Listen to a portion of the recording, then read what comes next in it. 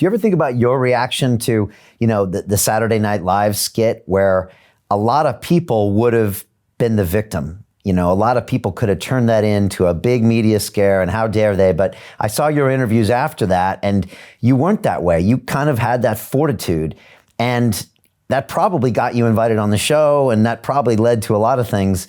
Do you ever deconstruct that situation? And am I right in making that observation? Yeah. I analyzed that whole thing in the book on the chapter called "A Sense of Shame," because my analysis of the word shame in our current culture is that we do it wrong. We do it wrong on a cultural level as far as shaming others, and we do it wrong on a personal micro level. So on a cultural level, that's how the Saturday Night Live skit plays into it, because you could have easily seen that move in a different direction where we shame them excessively and play that aggrieved victim. And that would have been the normal track for things, but we didn't do that. And therefore they allowed me on the show and we made something good out of it. Now they definitely wouldn't have done that if I had, again, engaged in the extreme shaming that often occurs. And what our culture often does is we shame in the most extreme of ways.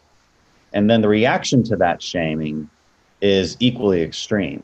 And so because it always goes one of two directions. It's either the most profuse apology that you can imagine, which is totally unwarranted, like the person didn't even do anything, or it's a 10-year-old tweet, it's things you just shouldn't be apologizing for. It's not a just thing. Or on the other extreme end, they just don't care, right? And so there's never this nuanced middle ground where you say, I don't like what I wrote back then, but I'm not apologizing for it, but I don't stand by that now. Maybe that's a nuanced reaction to something. Or like when Ellen DeGeneres got hammered because she hung out with George W. Bush at a Dallas Cowboys game. Her reaction was the right way to do it. And I write about her in my book, where she takes that middle ground stance and she says, hold on, like, I don't have to agree with everybody I hang out with. We can still be friends. That was her, so she didn't apologize to the mob, but she didn't ignore them either. She confronted it, I think, in the correct way. J.K. Rowling is another good example of somebody who's dealing with that now, and I think does it the correct way. And these are people who obviously sharply disagree with me, maybe on everything.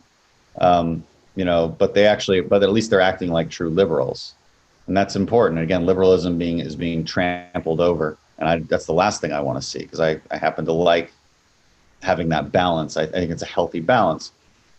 So, but then you look at mostly in the political side, where there's no apparent there's no redemption in our society anymore, that there's no incentive for politicians to say they're sorry or to look back and do anything about it. And if you're on the progressive left, then you can get away with a lot. The governor of Virginia has never explained this crazy yearbook photo with a black guy in blackface standing next to a guy in a KKK hood. There is not a single Republican politician that could get away with this. Like not even close. He's never even explained it, nothing. And he just never felt he had to, because according to the progressive left, you don't, as long as you're on their team. So it's really mind blowing. So that's the whole notion of shame is important. Then I get into in the book, I get into more of how does it affect your individual life? And this is a little bit more straightforward, which is just feel bad when you screw up. Like, that's all I'm saying. Just feel bad. Feel bad when you litter on the street. Feel bad when you probably could have picked up that mess, but you didn't, just because you think that, somebody at the restaurant will, and I think that matters quite a bit in our current daily lives too, where it's, I go to the grocery store and then, there's all these sanitary wet wipes everywhere now, because that's what we do. It's coronavirus pandemic era. And, but you see one on the floor and you're like, who put it on the floor? Who did that? And why? And why don't you feel bad about it? And so because that sense of shame, this leads you to be a stronger person. If you can never learn from your mistakes, if you're always feeling like you're perfect, then you'll never grow and you'll always be weak.